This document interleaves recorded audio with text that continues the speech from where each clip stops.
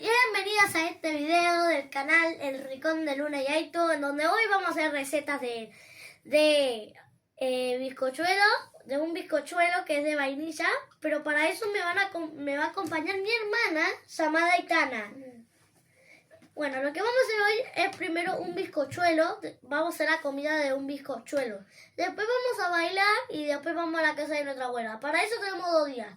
Así que para eso vamos a necesitar mucho trabajo. Y lo que vamos a hacer hoy es hacer un bizcochuelo.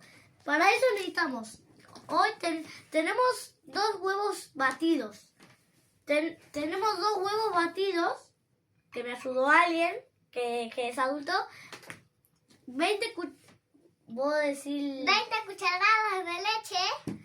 Y el coso para el bizcochuelo.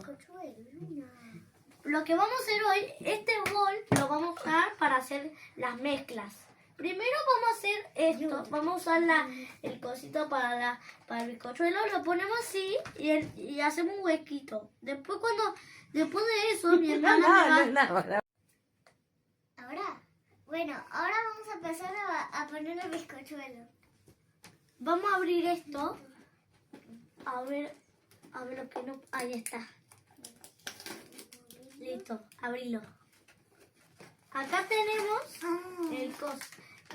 el coso para el bizcochuelo. Recortarlo por favor con cuidado porque si no se cae todo y... Ahí está. Echamos.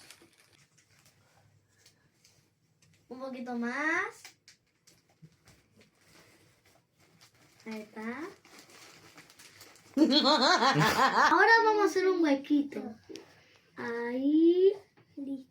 Listo. Ahí voy a poner los huevos revueltos. ¿Todo?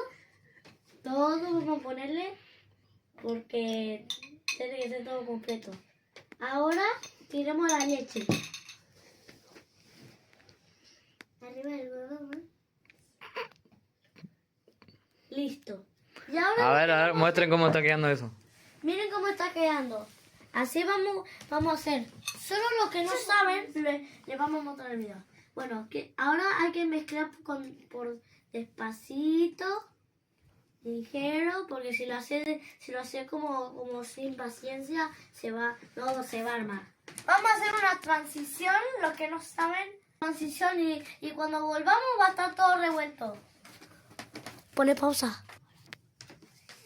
Bueno, esto ya está batido y después lo vamos a poner en el horno para que ya esto está lindo. Por 1 minuto.